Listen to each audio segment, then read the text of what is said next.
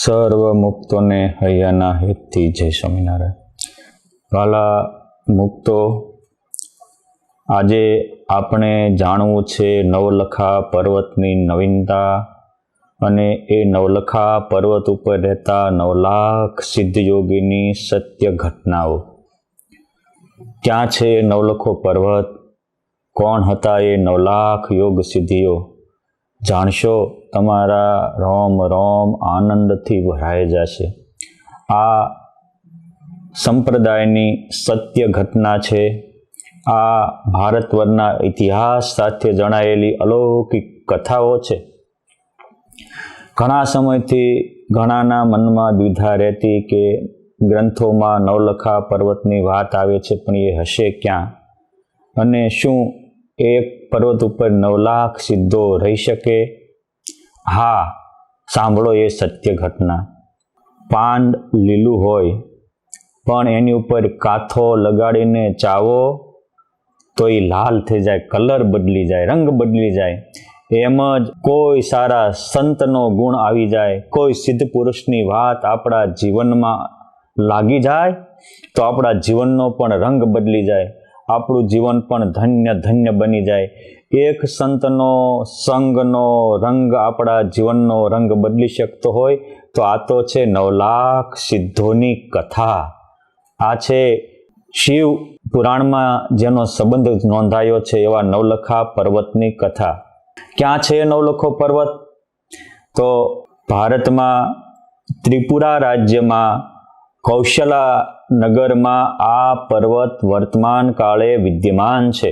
સંપ્રદાયના ખૂબ જ મહેનતુ અને તીર્થ પ્રિય એવા અમારે ગુરુતુલ્ય સંદાસજી સ્વામી આટકોટવાળા એ ગત વર્ષે જ ભગવાન સ્વામિનારાયણ જ્યાં જ્યાં વન વિચરણ કર્યું એવા બધા તીર્થોની યાત્રા કરતા કરતા ગયા ત્યારે એ નવલખા પર્વત ઉપર ગયા હતા અને ત્યાંનો આખો ઇતિહાસ શોધીને લાવ્યા હતા.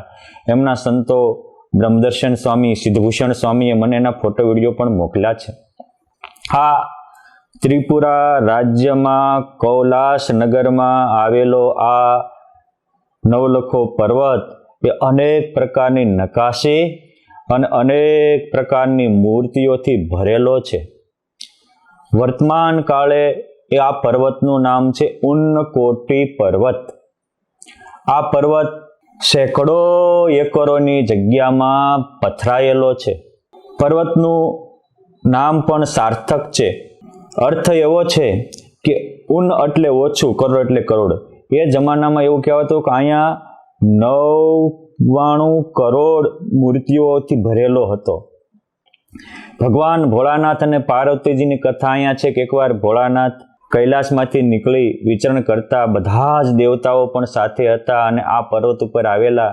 ભગવાને કહેલું કે આપણે સવારે વહેલા અહીંથી નીકળવું છે, પરંતુ એ પર્વતની દિવ્યતા, ભવ્યતા અને પૌરાણિક મહત્વને સમજી દેવોને ત્યાં દિવ્ય આનંદ આવ્યો. સૂર્યોદય થયો, કોઈને ખબર ન રહી. પછી ભગવાન ભોળાનાથે કહેલું તમે બધા જ દેવો અહીંયા તીર્થરૂપે રહેશો. એટલે આ પર્વત એવો તીર્થરૂપ હોવાથી, અનંત દેવતાઓનો ત્યાં વાસ હોવાથી આજે પણ ત્યાં હજારોની સંખ્યામાં કુદરતી રીતે ભગવાન ભોળાનાથની કૃપાથી લાગેલી અસંખ્ય મૂર્તિઓ છે. વિવિધ પ્રકારની મૂર્તિઓ દેવોનું છે. ભગવાન સીતા અને રામ પણ આ પર્વત ઉપર આવેલા. અનેક સિદ્ધોની કથાઓ પણ આ પર્વત સાથે જોડાયેલી છે. જ્યારે સુખદેવજી મહારાજનો જન્મ થયો એ વખતે ભગવાન વ્યાસે માયા ખેંચી લીધી. એ વખતે અનેક સિદ્ધોનો જન્મ થયો અને એ સિદ્ધોએ પણ આ નવલખા પર્વત ઉપર જઈને પોતાનો નિવાસ કરેલો, સાધના આરાધના કરેલી. એટલે ધાર્મિક રીતે પણ આ પર્વતનું બહુ જ મહત્વ છે. હવે આ પર્વતની એટલી ઓળખાણ સાંભળ્યા પછી નવલખો પર્વત આજ કેમ, એવો જો પ્રશ્ન થાય તો એના થોડાક કારણો બતાવું છું. પોઈન્ટ 1 કે ભગવાન સ્વામિનારાયણ વન વિચરણ કરતા સમયે બંગાળ દેશમાં આવેલ શિરપુરના સિદ્ધરાજાને પાવન કરી ત્યાં અમુક મલિન લોકોએ એમના સેવક ગોપાળદાસ ઉપર મારણ મંત્ર અને મૂઠ નચોટ નાખી હતી. એનો પરાસ્ત કરી બધાને જીવતદાન આપી. ત્યાંથી ભગવાન સ્વામિનારાયણ આસામ રાજ્યમાં બ્રહ્મપુત્રા નદીને કાંઠે આવેલું કામાક્ષી આ બહુ શક્તિપીઠ છે. ભારતની જે 51 શક્તિપીઠ પૈકીની આ એક મોટી શક્તિપીઠ. અને એ વખતે ત્યાં કોલ વર્ણનો સ્થાપક પૈબેક નામનો મૂળ એક તાંત્રિક રહેતો હતો. મૂળે તો રાજસ્થાનના જોધપુરનો એ માણેક્ય શર્મા નામનો બ્રાહ્મણ હતો, પરંતુ કુસંગના યોગથી એ દારૂ માંસનો ભક્ષણ કરનારો થયેલો. ભગવાન સ્વામિનારાયણ ત્યાં આવ્યા અને ત્યાં 1.5 મહિનો રહી અને દિવ્ય ગતિ આપી, પીબેકનો પરાજય કર્યો. પછી એ જ સિરીઝમાં ભગવાન આગળ ચાલે છે ત્યારે ગાઢ જંગલ આવે છે. આજે પણ અહીંયા ગાઢ જંગલો છે. કામાક્ષીથી આગળ જતા લોકોને પોલીસ જવા દેતી નથી. ભગવાને નિર્ભયપણે નિડરપણે એ ગાઢ જંગલમાં પ્રવેશ કર્યો. અને રસ્તામાં જતા હોઈએ તો ત્યાંથી સીધા જ ભગવાન નીકળે એટલે ભગવાનનો જે વિચરણ છે એ કામાક્ષીથી સીધા જ નવલખા પર્વત ઉપર, એવું બધા જ ગ્રંથોમાં લખ્યું છે.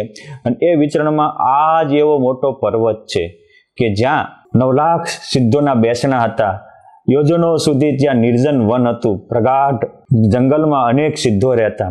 ભગવાન જ્યારે ત્યાં આવ્યા ત્યારે ગ્રંથના એક દિગ્દર્શન મુજબ હિમાલયે ફરીવાર ભગવાનને દર્શન આપ્યું અને કહ્યું કે પ્રભુ કઈ બાજુ જવું છે? ત્યારે મહારાજ કહે છે કે અમારે જ્યાં 9 લાખ સિદ્ધો રહેતા ત્યાં જવું છે. એટલે હિમાલયે એ પર્વતને બતાવ્યો છે. એટલે એ સાબિત થયું કે જે હિમાલય પર્વત છે એ અલગ છે અને નવલખો પર્વત બે અલગ છે. પોઈન્ટ 2 કે ભગવાન સ્વામિનારાયણ જ્યારે વન વિચરણમાં ગયા ત્યારે જ્યાં ધાર્મિક સ્થાનો હતા એનો વન વિચરણનો હેતુ જ એવો હતો કે વર્ષોથી ને યુગોથી જે યોગ ભ્રષ્ટ આત્માઓ હોય ત્યાં જવું અને તેનો ઉદ્ધાર કરવો, એને એક નવી ક્રાંતિ ને નવી ઉર્જા આપી. આ એમનો વન વિચરણનો હેતુ હતો. હાવ સામાન્ય જીવોને પણ ઉદ્ધાર કરવા ને યોગ ભ્રષ્ટ આત્માઓનું આત્યંતિક કલ્યાણ કરવું. અને વન વિચરણના મોટા ભાગના ભગવાન સ્વામિનારાયણના નિવાસ સ્થાન ધાર્મિક સ્થાનોમાં છે. આ પર્વત પણ પૂર્ણ ધાર્મિકતાથી હિમાલયની જેમ ગિરનારની જેમ જોડાયેલો છે. એટલે ભગવાન ત્યાં ગયા. અર્થની દ્રષ્ટિએ, વિશાળતાની દ્રષ્ટિએ, ભગવાનના રસ્તાની દ્રષ્ટિએ અને ધાર્મિકતાની દ્રષ્ટિએ ચારેય દ્રષ્ટિનો સુભગ સમન્વય આ ઉન્નકોટ પર્વત સાથે થાય છે. આવા ઉન્નકૂટ પર્વત ઉપર ભગવાન સ્વામિનારાયણ સંવત 1853 પોષ સુદ પૂર્ણિમાના પવિત્ર દિવસે, અને પૂર્ણિમાનો તે દિવસ હતો ત્યારે સોમવાર હતો અને તારીખ 1/9/1797 હતી. એટલે ભગવાન સ્વામિનારાયણ 1/9/1797 સોમવાર પોષ સુદ પૂનમના પાવન દિવસે ત્યાં ગયા. જ્યારે દિવસે ભગવાન સ્વામિનારાયણ ત્યાં જતા હતા તો રસ્તામાં એક મોટો સર્પ આખા પર્વતને વીંટાઈને પડ્યો હતો. શું કામ? દેવોની ત્યાં ચોકી હતી. સિદ્ધોને દર્શન કોઈ સામાન્ય માણસોને થતા નહોતા, પરંતુ આ તો પુરુષોત્તમ નારાયણ હતા. પુરુષોત્તમ નારાયણની પદરજ સ્પર્શતા જ એ સર્પ ઊંચો થયો. ભગવાને એને રસ્તો આપ્યો. ભગવાન આગળ ચાલ્યા તો ત્યાં પર્વતની પેટાળમાં અમુક સિદ્ધો મળ્યા. સિદ્ધોને ભગવાન સ્વામિનારાયણે શ્રી કૃષ્ણ ભગવાન રૂપે દર્શન દીધા. એ કહે છે કે પ્રભુ અમારો ઉદ્ધાર કરો, અમારો પળમાં બેડો પાર કરો, આપ તો અનંત ભુવનના નાથ છો. ભગવાન કહે છે કે આ પર્વતની ઉપર અને આજુબાજુમાં જે 9 લાખ સિદ્ધો છે ત્યાં અમે જશું અને એમનો ઉદ્ધાર કર્યા પછી તમે થોડા દિવસો ત્યાં સાધના કરજો, ત્યાંથી તમને અમે અક્ષરધામના વાસ આપશું. આવી રીતે એને વરદાન આપીને ભગવાન આગળ ગયા. એ જ વખતે આકાશવાણી થઈ. આકાશવાણીએ કીધું કે હે સિદ્ધો, આજે તમે જેના માટે વર્ષોથી અને અનંત સમયથી સાધના આરાધના કરો છો એ જ અનંત ભુવનના નાથ, કરોડો બ્રહ્માંડના કારણ, દેવોના દેવ, ઈશ્વરના ઈશ્વર પરમેશ્વર પધારે છે. આવી રીતે આકાશવાણી થઈ એટલે બધા જ સિદ્ધો રોમાંચિત થયા. એ જ વખતે સ્વયં નવલખો પર્વત મૂર્તિમાન બનીને ભગવાનને દર્શન આપીને કહે છે પ્રભુ, આ પર્વત ઉપર હું વર્ષોથી વાટ જોતો હતો કે તમારી જેવા અનંત ભુવનના નાથ આવે. આજ મને કૃતાર્થ કરવા માટે તમે પધાર્યા. ચાલો હું આ બધા જ 9 લાખ યોગીઓ એક સાથે ભેગા થઈ શકે એવું દિવ્ય સ્થાન બતાવું. એમ કરી અને એનો જે મધ્ય ભાગ હતો ત્યાં ગયા. ત્યાં રાધા કૃષ્ણ દેવનું મંદિર હતું અને એ મંદિરની આજુબાજુમાં ચારેય હતા અને એ બધા જ સિદ્ધો કૃષ્ણ ઉપાસક હતા. કૃષ્ણ ભગવાનની ઉપાસના, ભજન, સ્મરણ, જપ કરતા હતા. ભગવાન સ્વામિનારાયણ ત્યાં ગયા, ખુદ હિમાલય પર્વત પણ મૂર્તિમાન થઈને ત્યાં આવ્યો. આકાશવાણીએ સૌને આહ્વાન કર્યું હતું. એટલે ટૂંક સમયમાં, ચંદ ક્ષણોમાં તો એક સાથે આ દૈવી શક્તિથી 9 લાખ યોગીઓ ત્યાં હાજર થયા. આ યોગીઓની વિશેષતા એ હતી કે દિવસે એ અદ્રશ્ય રહેતા હતા. જે દેવી આત્માઓ હતા એને જ એના દર્શન થતા હતા. અને રાત્રિએ માત્ર એક વેંતનો જ, આટલો વેંત એટલે 1.5 ફૂટ જેટલો જ કુંડ હોય, અને એ કુંડમાંથી ગરમ જળધારા અને અગ્નિ પ્રગટ થાય, અને પ્રગટ થયેલા અગ્નિમાંથી રાત્રિએ સીધો બહાર આવે અને પછી ત્યાં આખી રાત સાધના આરાધના કરે, સવારમાં અદ્રશ્ય થઈ જાય. જે દેવીજનો હતા, સિદ્ધ પુરુષો હતા, યોગ સમાધિ વાળા હતા, એ આ દર્શન કરતા હતા. ત્યાં બીજા પણ સિદ્ધો હતા. તમને એમ થાય કે આવા ગાઢ જંગલમાં, જ્યાં નિર્જન વનમાં જમવાનું શું થાય? તો એક કામદુઘા ગાય દેવોએ મૂકી હતી. એ દેવોની કામદુઘા ગાય આવી અને એને દૂધનું પાન કરનારાને દૂધ આપતી હતી. અને ભગવાન સૂર્યનારાયણે પ્રસન્ન થઈને આ સિદ્ધો માટે અક્ષય પાત્ર આપ્યું હતું. એટલે અક્ષય પાત્રમાંથી જે જોઈએ એ ફળ, ફૂલ, આહાર કે અન્ન વગેરે જોતા, એક જ ટાઈમ જમતા અને સાધના આરાધના કરતા. આપણને એમ થાય કે આવી રીતે જેની સાધનામાં દેવો પણ મદદરૂપ કરતા હોય, સ્વયં સુરભી કે કામધેનુ ગાય આવતી હોય, આ સિદ્ધોના પૂર્વના પુણ્ય શું હતા સમજવા જેવો. હવે સિદ્ધોનો વાત કરું છું. મહાભારત સાથે જોડાયેલો આ પ્રસંગ છે. આપણા હૃદયમાં રોમાંચ જગાવે એવી આ અલૌકિક વાત છે. જ્યારે મહાભારતના યુદ્ધ મંડાણા, કુરુક્ષેત્રના મેદાનમાં કૃષ્ણ ભગવાને શંખનાદ કર્યો અને કહ્યું કે બંને સેનાઓમાંથી જેને એવું લાગતું હોય કે પાંડવોના પક્ષે ધર્મ છે તો એ કૌરવોની સેના ત્યાગીને પાંડવો પક્ષે આવી શકે છે, અને કોઈને એવું લાગતું હોય કે પાંડવોના પક્ષે અધર્મ છે અને કૌરવોના પક્ષમાં ધર્મ છે તો પણ ચેન્જ કરી શકે. ભગવાન સિવાય આવી ચેલેન્જ કોઈ આપી શકે નહીં. હવને પોતાના ગ્રુપ જ સાચવવા છે. પોતાના ગ્રુપ સાચું હોય કે ખોટું હોય, પણ ગ્રુપ બહાર જાય એટલે જાણે છોકરો મરી ગયો હોય ને એટલી મોટા મોટા કહેવાતા ગુરુઓને પણ દુઃખ થતું હોય છે. ત્યારે આ તો ભગવાન હતા, ચેલેન્જ આપી. અને એ વખતે જે પાંડવો તો 12 વર્ષ વન ગયા અને 1 વર્ષ ગુપ્ત રહ્યા, એ વખતે દુર્યોધન વગેરે જપ્ત કર્યું. અને દુર્યોધન પાંડવો માટે એક કટકોય આપવા તૈયાર નહોતો, પરંતુ આ જ દુર્યોધન બીજાને બહુ ઉદાર દિલે દાન આપતો હતો. જો ને કર્ણ રાજાને આખો અંગ દેશ આપી દીધો, બીજાને પણ ખજાના લૂંટાવી દે એટલું દાન આપતો હતો. પરંતુ એક વાત યાદજો, કોઈનો હક છીનવી લીધા પછી તમે બીજા દાનને ગમે એટલું દાન આપો એનો કોઈ મિનિંગ નથી. એ તો તમે તમારી ક્રેડિટ કમાવા અને જગતમાં સારા દેખાવા છો, પણ પુરુષોત્તમના પ્યારા થવા એક દાન કોઈ કામ લાગતું નથી. એટલે દુર્યોધનને તમામ ગ્રંથોમાં લોભી જ લખ્યો છે. શું કામ? કે જેને આપવાનું હતું એને કાંઈ નહોતો આપતો, અને નહોતો આપવાનું એને આપતો હતો. આજે પણ ઘણા એવા ગુરુઓ હોય છે, જોકે સાધુ સંતોને દાન હોય નહીં, પણ દાન દેતા હોય છે.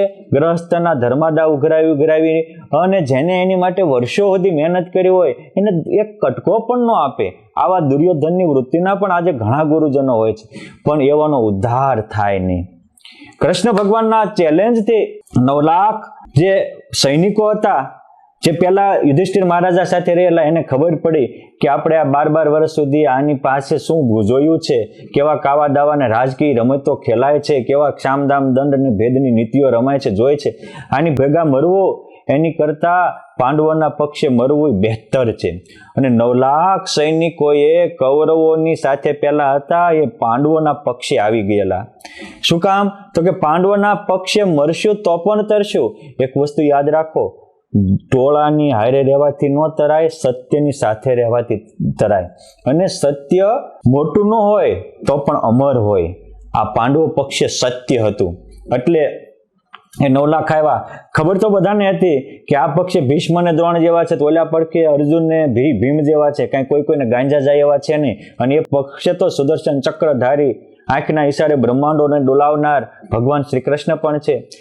હવે યુદ્ધમાં આપણે બધા જ જાણીએ છીએ કે નતીજો શું આવ્યો?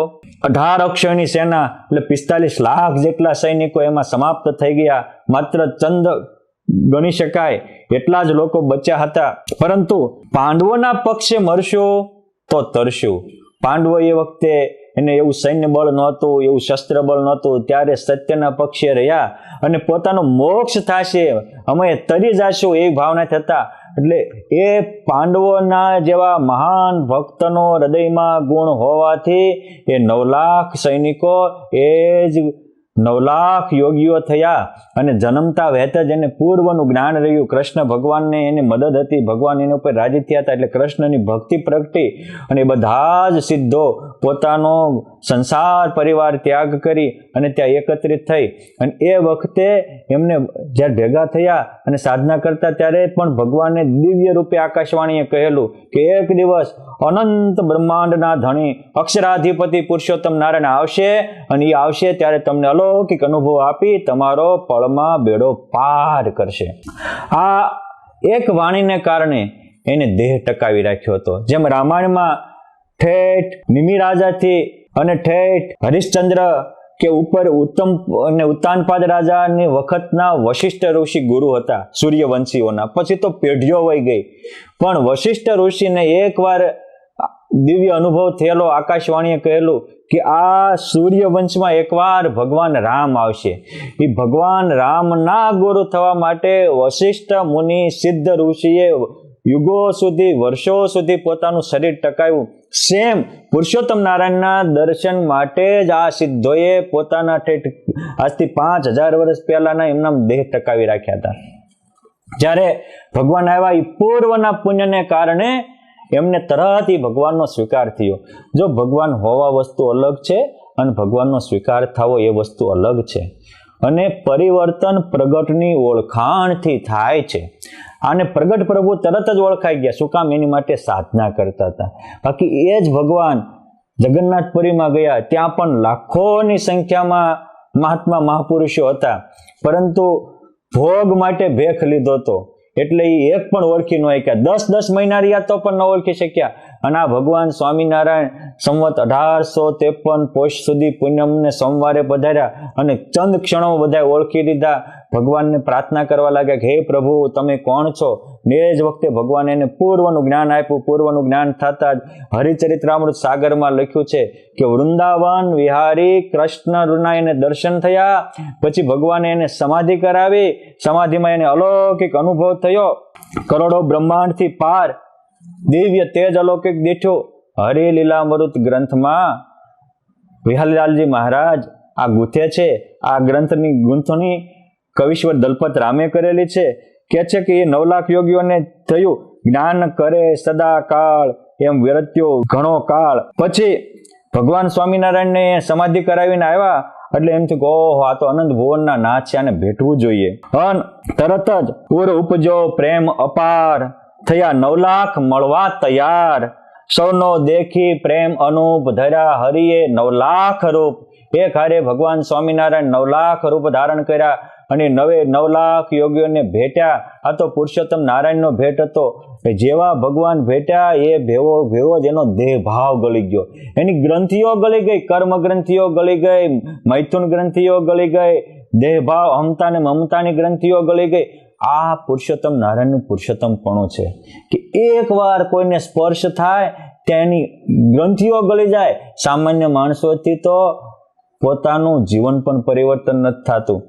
અને એક કાળે સર્વને મળ્યા, સૌ સિદ્ધના મનોરથ ફળ્યા. પછી થયા એક રૂપ મહારાજ, એક આસને બિરાજ્યા આવી હાજ. પછી એક બેઠા.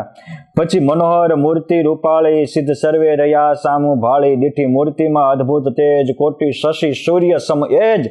તેજ વાપ્યું બ્રહ્માંડોને પાર, ગયું અક્ષરધામ મોજાર. સર્વ સિદ્ધ સમાધિસ્થ થઈ જુએ અક્ષરધામમાં જઈ. અને ત્યાં પણ ફરીવાર સિંહાસન ઉપર એ ઠામ, તેજોમય દીઠ્યા ઘનશ્યામ. સ્તુતિ મુક્ત અનંત ઉચ્ચારે, સેવે શક્તિઓ ત્યાં હજારો હજારે. કોટી અજ હર હરિ થઈ દિન, સેવે શ્યામને થઈ આધીન. 4 વેદ ત્યાં મૂર્તિમાન કરે, શ્રી હરિના ગુણગાન. સિદ્ધે જોયું સમાધિથી જાગી, દીઠા સન્મુખ મહાસોહાગી, અતિ આનંદ અંતરે ધારી એને સ્તુતિ 2 કર જોડી ઉચ્ચારી. આ એ સિદ્ધોની અનુભૂતિ છે. એનું 5000 વર્ષની સાધનાના ફળ રૂપે આ પરમાત્માએ આપેલી દિવ્ય અનુભૂતિ છે. માટે આ અનુભૂતિ આપણે જોવી હોય, કરવી હોય તો પહેલા આપણે એટલી સાધના કરવી પડે. કેમ જે સાધના વિના કોઈ સિદ્ધિ થતી નથી, અને સાધના એ કઠણ કાળ હોય છે. આટલા વર્ષો સુધી અનેક વિઘ્નો સામે જજુમીન એક પરમાત્માની અનુભૂતિ માટે જીવતા. અરે પૂર્વ જન્મમાં પણ આ પાંડવોની સાથે રહેશું તો આપણો ઉદ્ધાર થશે, કલ્યાણ માટે તો એને પોતાના જીવનનું બલિદાન આપ્યું હતું. એટલે ભગવાને તત્કાળ આ સિદ્ધિ આપી. અને પછી એ જે સ્તુતિ કરી એ પણ લખ્યું છે કે જય જગ કારણ ભવ જળ તારણ નરક નિવારણ પરમપતે મુનિગણ નાયક જન સુખદાયક સ્વજન સહાયક અકળ ગતિ શિરસે જટાધર હરિણ ત્વચાધર સકળ કળવાધર અસુરારે જય જય જગદેશ્વર મુક્ત મુનેશ્વર ધૃતવર્ણેશ્વર વેશ હરિ. હે ભગવાન, આપ જ કરોડો બ્રહ્માંડના કારણ છો, હજારોને ભવજળના તારણ કરનારા છો, અનેકને નરકમાંથી પણ પરમ ગતિને આપનારા છો. જેટલા કોઈ વિશ્વમાં મુનિઓ કહેવાય છે, મુનિઓના તમે નાયક મુનિપતિ છો, તમામ જનોના તમે સુખદાયક છો, અને પોતાના જનની તો પગલે પગલે મદદ કરનારા છો, સ્વજન સહાયક. તમને એમ થાય ભગવાન કોને સ્વજન માને છે? બહુ મોટો પ્રશ્ન છે. તો યાદ રાખજો, ભગવાનને ઓળખાણનો સંબંધ છે, બ્લડનો સંબંધ નથી. ભગવાન ભક્તના સંબંધને માને છે, રક્તના સંબંધને નહીં.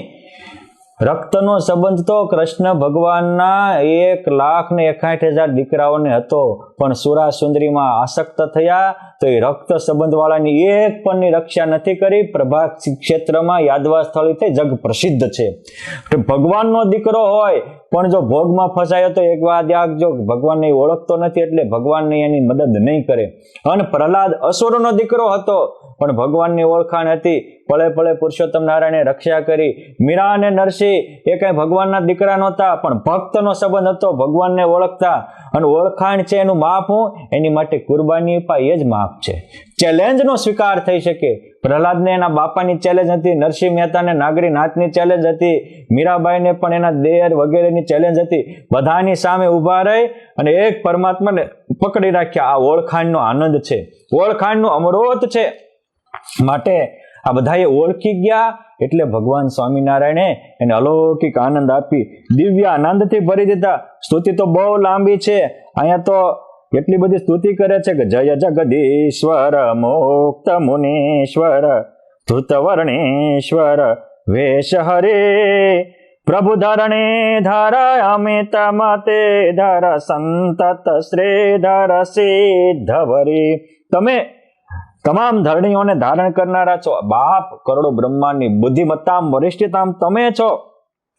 બોલે તમે કેવા છો? તો કે કુમતીને કાપનારા ને સુમતીને આપનારા છો. તો દેહભાવને કાપી નાખવો અને બ્રહ્મભાવ કરવો એ બહુ મોટી સુમતિ છે. દેહભાવ બહુ મોટી કુમતિ. સાંઈ લખે છે કે શુભમતી સર્જન કુમતી વિસર્જન ખળજન તર્જન કારી તમે હે વૃષનંદન કષ્ટ નિકંદન તવ પદ વંદન કરીએ અમે. હે ધર્મદેવના પુત્ર, એ તમામના કષ્ટને નિવારણ કરનારા, ખળજનોને નાશ કરનારા, કુમતીનું વિસર્જન કરનારા અને સદબુદ્ધિનું સર્જન કરનારા, જય જગ કારણ ગિરિવર ધારક અધમ ઉધારક ખ્યાતિ ખરે જય જગદેશ્વર મુક્ત મુનેશ્વર ધૃતવર્ણેશ્વર વેશ હરિ. આમ વારંવાર સ્તુતિ કરી અને વરદાન માગ્યું ત્યારે ભગવાન સ્વામિનારાયણે તત્કાળ એ તમામ સિદ્ધોને વરદાન આપ્યું. અને એ જ વખતે ભગવાન કહે છે કે સિદ્ધો, તમે આટલું બધું તપશ્ચર્યા કરો છો, સાધના કરો છો, અગ્નિ તાપો છો, એનું હેતુ શું?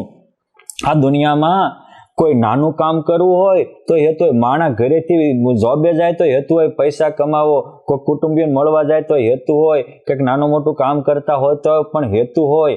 એમ તમે આટલી સાધના આરાધના કરો છો એનો હેતુ શું? અરે લોકો ગામમાંથી શહેરમાં જાય તો રૂપિયા લડવા જાય છે, કોઈ સંસાર છોડીને ત્યાગી થાય છે એ પરમાત્માના પરમાનંદને પામવા માટે. તમારું શું હતું? અરે પ્રભુ અમને તેવું હતું કે આ દેહ કોઈ દી મરવા ન દેવો. ભગવાન સ્વામિનારાયણ કહે છે સીધો સાંભળો, દેહ ભાવ છે એ થોડું જેવે એ નાનો ખાડો છે અને મોટું જેવે મોટો કૂપ છે, માટે દેહ ભાવ મૂકો. અને આત્મા અજર અમર છે. તમારી સાધનાને માત્ર શરીરને જીવાડવા ન રાખો. શરીર ગમે એટલું હશે તો કોઈનું રહ્યું નથી ને રહેનાર નથી, એ પરમ સત્ય છે. તમે અજર અમર આત્મા છો અને એ જ વખતે હું આત્મા છું, અક્ષર બ્રહ્મ છું, ભગવાનને રહેવાનું ઘર છું, હું મુક્ત છું, પુરુષોત્તમ નારાયણથી યુક્ત છું. આ કરતી કરી એ જ વખતે એના તમામના દેહ ભાવ ગળી ગયા અને સીધા બ્રાહ્મી સ્થિતિ પામ્યા. અને એ જ વખતે આકાશમાંથી લાખો વિમાનો આવ્યા અને 9 લાખ સિદ્ધોને ભગવાન સ્વામિનારાયણે અનાદિમાં મુક્તનું પદ આપ્યું. એ જ વખતે એ બીજી રાત થઈ ત્યારે એ 9 લાખમાંથી એક સિદ્ધો દેખાણા નહીં. એટલે જે બીજા ત્યાં રહેનારા રાત દિવસ સાધના કરનારા સિદ્ધો હતા એ આવીને ભગવાનના પગ પકડીને કહે છે પ્રભુ આજ આ મોટો ચમત્કાર થયો, આજ 9 લાખમાંથી એક સિદ્ધ દર્શન ન થયા. ત્યારે ભગવાન કહે છે કે એ તો પરમ ગતિને પામી ગયા, તમારું શું કામ છે? પ્રભુ અમને પણ એવી દિવ્ય ગતિ આપો. ભગવાન કહે છે થોડાક દિવસ અહીં સાધના કરો, પછી તમને અમે અક્ષરધામનો આનંદ આપશું. જે રસ્તામાં ભગવાનને મળ્યા હતા એ સિદ્ધોને પણ ભગવાને ત્યાં 9 લાખ યોગીઓના જે ધૂણીને એના આશ્રમો હતા એમાં સ્થાપિત કર્યા. અને એ સિદ્ધોને પણ ભગવાન સ્વામિનારાયણે પુરુષોત્તમ નારાયણને પામવાની યોગ કળા શીખવાડી. કેમ? જે વિના શીખે યોગ કળા પ્રત્યક્ષ વા નિર્વૃત્તિ માહી, પ્રત્યક્ષમાં કે પરોક્ષમાં યોગ કળા શીખ્યા વિના ક્યારેય પુરુષોત્તમનો અનુભવ થતો નથી. ભગવાને આને પણ યોગ કળા શીખવાડી અને ટૂંક સમયમાં યોગ સિદ્ધ કર્યા અને એ લોકોનો પણ એ સિદ્ધોનો ઉદ્ધાર કર્યો. અને પછી ભગવાન સ્વામિનારાયણ ત્યાંથી નીકળ્યા સીતાકુંડ, બાળવાકુંડ. આજે પણ જ્યાં માં સીતાજી નાહ્યા હતા એ કુંડ પણ એ રસ્તામાં જ આવે છે. બાળવાકુંડ પણ પ્રસિદ્ધ છે. અને ત્યાંથી ભગવાન સ્વામિનારાયણ કપિલાશ્રમ ગયા, જ્યાં ગંગા મહાસાગરને મળે એ જગ્યાએ ત્યાં થોડોક સમય રોકાય અને પછી જગન્નાથપુરીમાં ગયા. આ બધી જ સત્ય ઘટનાઓ ગ્રંથોમાં લખાય છે. પરંતુ આ હતા 9 લાખ યોગીઓ, આ હતો 9 લખો પર્વત અને આ એની હતી એક લક્ષ્યની સાધના કે અમારે મરી જાવી તો કુરબાન છે પણ પુરુષોત્તમને પામવું છે અને ભગવાનમાં જામવું છે. આપણે પણ જો આ 9 લાખ સિદ્ધોની જેમ વિઘ્નોમાં પણ અડગ રહીને સતત સાધના કરશું, પુરુષોત્તમ નારાયણ આજે પણ આપણને દર્શન દેવા તૈયાર છે અને પોતાને સિદ્ધ બનાવવા તૈયાર છે.